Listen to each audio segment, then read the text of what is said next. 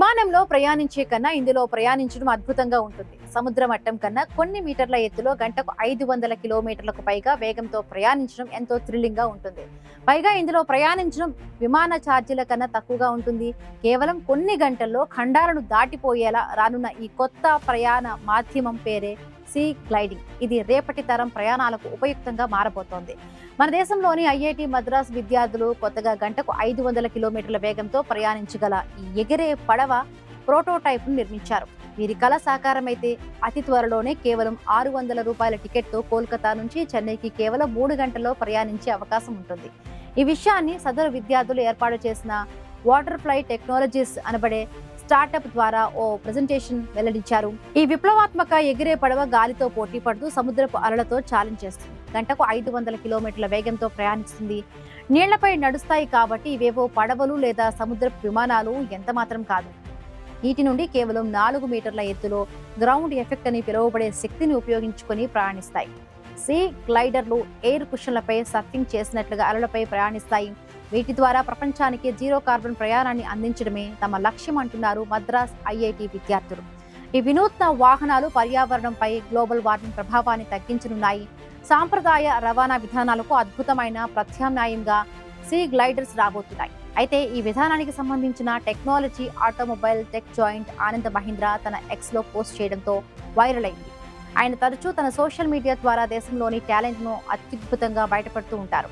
ఆయన ఐఐటి మద్రాస్ విద్యార్థులను ప్రశంసిస్తూ స్వయంగా సోషల్ మీడియాలో పంచుకోవడంతో ఈ కాన్సెప్ట్ ను దేశవ్యాప్తంగా జనం ఆసక్తిగా చూస్తూ ఉన్నారు. ఈ విద్యార్థులు రూపొందించిన సీ గ్లైడర్ డిజైన్ అద్భుతం అంటున్నారు ఆనంద్. ఈ స్టార్టప్ ను పెంచడంలో సిలికాన్ వ్యాలీతో పోటీ పడుతున్నందుకు గర్విస్తున్నామని ఐఐటి మద్రాస్ ను ప్రశంసించారు. నిజానికి టెక్నాలజీ కేవలం భారతదేశం మాత్రమే కనిపెట్టింది కాదు. ప్రపంచవ్యాప్తంగా ఈ విషయంపై ప్రయోగాలు జరుగుతూ ఉంటాయి. ఇప్పటికే పలు కంపెనీలు తమ ప్రోటోటైప్లపై ట్రయల్స్ చేస్తున్నాయి. అలాగే ఐఐటి మద్రాస్ విద్యార్థులు కూడా ఓ స్టార్టప్ ఏర్పాటు చేస్తున్నారు.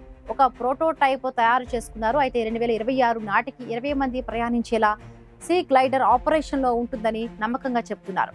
ఈ ఎలక్ట్రిక్ సీ గ్లైడర్లు నీటిపై మాత్రమే కాకుండా మంచు ఎడారులపై కూడా ప్రయాణిస్తాయి. నిజానికి ఏ అడ్డంకులు లేకుండా ఉంటే ఎలాంటి చదునేని ఉపరితలంపైన కూడా తేలికగా ఎగురుతాయి. వీటిని మిలిటరీ డిఫెన్స్ లో ఉపయోగించుకోవడంతో పాటు కార్గో కంపెనీలకు సాధారణ ప్రయాణాల కోసం భేషుగా పనిచేస్తాయని అంటున్నారు నిపుణులు. 2029 నాటికి వీటి ద్వారా ఖండాంతర ప్రయాణాలు మొదలు కానున్నాయి. దాంతో విమానాలతో పోటీ ఏర్పడనుంది. కొత్త ప్రయాణ మాధ్యమం అందుబాటులోకి వస్తే ట్రావెలింగ్ విషయంలో గేమ్ చేంజర్ గా మారనుంది సీ గ్లైడర్. దుబాయ్ నుండి లాస్ ఏంజల్స్ వరకు ప్రయాణించేందుకు విమానంలో అయితే వేలాది రూపాయల ఖర్చు అవుతూ ఉండగా వీటిలో కేవలం ₹100 తక్కువ ఖర్చుతో ప్రయాణం చేసే అవకాశం ఉంటుంది. ఉదాహరణకు కోల్కతా నుంచి చెన్నై వెళ్లేందుకు కేవలం ₹600 టికెట్ ఛార్జీ సరిపోతుంది. ఈ సీ గ్లైడర్లు తీర ప్రాంత ప్రయాణపు చరిత్రనే మార్చనున్నాయి. ఇన్నాళ్లు మనం ఎదురు చూస్తున్న సరికొత్త రవాణా సాధనం ఇదేనా అనిపించేలా ఉన్న ఈ ఆవిష్కరణం భవిష్యత్తు తరాలకు వరప్రసాదం కానుందని అంటున్నారు పరిశీలకులు. భారతీయ ఐఐటి విద్యార్థులు సాధించిన ఈ ఘనత ప్రయాణించే విధానంలో విప్లవాత్మక మార్పులు తేనుంది. జీవితాన్ని మార్చగల అద్భుతమైన సాంకేతిక ఆవిష్కరణ మరొక సంవత్సరంలోగా అందుబాటులోకి రానుంది. అయితే ఇలా నీటిపై పడవలా కాకుండా మరొక విధంగా నడిచే సాధనాలు ఉన్నాయి. వాటినే హోవర్ క్రాఫ్ట్లు అంటారు. ఇవి దాదాపు 100 ఏళ్లకు పైగా ముందే కనిపెట్టారు. అడుగు భాగంలో గాలిని బంధించడం ద్వారా హోవర్ క్రాఫ్ట్ ముందుకు కదులుతుంది. హోవర్ క్రాఫ్ట్ వాహనం కింద భాగం దేనికి తగలకుండా ఉంటుంది. అదే సమయంలో వెనుక భాగంలో ఏర్పాటు చేసిన ఫ్యాన్ ద్వారా కలిగే థ్రస్ట్ ద్వారా ప్రయాణిస్తుంది. అది నీటి మీద, నేల మీద ఓ పరిమితిని మించని ఎత్తులో గాలిలో ఎగురుతూ ప్రయాణిస్తుంది. ఇది నీరు, మంచు, బురద, గడ్డి మరియు చిత్తడి వంటి వివిధ ఉపరితలాలపై ప్రయాణిస్తుంది. చూస్తే మామూలు పడవలాగే ఉంటుంది. కాకపోతే ఇది నీటిని దాటి ఒడ్డుకు కూడా చేరిపోతుంది. జనాన్ని ఎక్కించుకుని మళ్ళీ నేలపై, నీటిపై ఒకలా ప్రయాణిస్తుంది. వేగంలో ఏ మార్పులు కనిపించవు. పైగా కుదుపులు లేని ప్రయాణంలా ఉంటుంది. ఆ కాస్త ప్రయాణానికే జనం బాగా ఎంజాయ్ చేస్తూ ఉంటారు. మామూలు స్టీమర్లలో ఉండే అన్ని ఏర్పాట్లు హోవర్ క్రాఫ్ట్లలోనూ ఏర్పాటు చేశారు. ఎప్పుడో సరదాగా ప్రయాణాలకే ఇప్పుడు పరిమితమైంది హోవర్ క్రాఫ్ట్. నిజానికి ఇంత మంచి ఆవిష్కరణం ఎందుకు విఫలమైందనే విషయం కూడా చూసే ప్రయత్నం చేద్దాం. ఇది నడిచేటప్పుడు పెద్దగా గాలి శబ్దం వినిపిస్తుంది.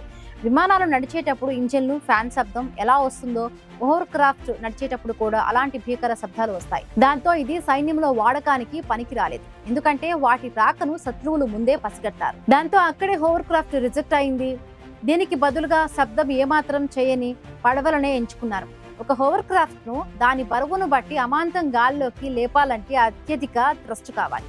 అందుకు విపరీతమైన ఇంధన వినియోగం అవసరమైంది. దాంతో దాని నిర్వహణ ఖర్చులు ఎక్కువయ్యాయి. నిజానికి హోవర్ క్రాఫ్ట్ నిర్వహణ అనుకున్నంత చవకగా ఉండదు. ఓడర్ నిర్వహణతో పోల్చుకుంటే మాత్రం హోవర్ క్రాఫ్ట్ ఖర్చు అధికంగానే ఉంటుంది. అందుకే అది సాంప్రదాయిక పడవలతో పోటీ పడలేకపోయింది. ప్రమాదాలు జరిగే అవకాశం ఏమాత్రం ఉండదు, ఎందుకంటే హోవర్ క్రాఫ్ట్ నిర్మాణం అంత సురక్షితమైనది. కానీ కేవలం సురక్షితమైనంత మాత్రాన అన్నింటికీ మినహాయింపు ఇవ్వలేకపోయారు. పడవ నడిపేందుకు అవసరమైన శిక్షణ కన్నా నైపుణ్యం కలిగిన హోవర్ క్రాఫ్ట్ ఆపరేటర్గా మారడానికి చాలా సమయం పడుతుంది. మిలిటరీ ఉపయోగం గురించి, ప్రయాణికుల రవాణా కోసం, వినోదం కోసం హోవర్ క్రాఫ్ట్ ను ఉపయోగించడం జరిగింది. టెక్నాలజీలు అభివృద్ధి చెందడంతో హోవర్ క్రాఫ్ట్లను కూడా పోటీ ఏర్పడింది. 2000 సంవత్సరం దాకా ఇంగ్లీష్ ఛానల్ వద్ద అత్యంత ప్రాముఖ్యత కలిగిన హోవర్ క్రాఫ్ట్ సేవలను నిలిపివేశారు. అయితే దక్షిణ ఆసియాలో ఇంకా హోవర్ క్రాఫ్ట్లు నడుస్తూ ఉన్నాయి. ఇప్పటికీ కొత్తదనం కోరుకునే పర్యాటకులు బ్రిటిష్ దీవుల మధ్య జరుగుతున్న ప్రయాణాన్ని ఆస్వాదిస్తూ ఉన్నారు.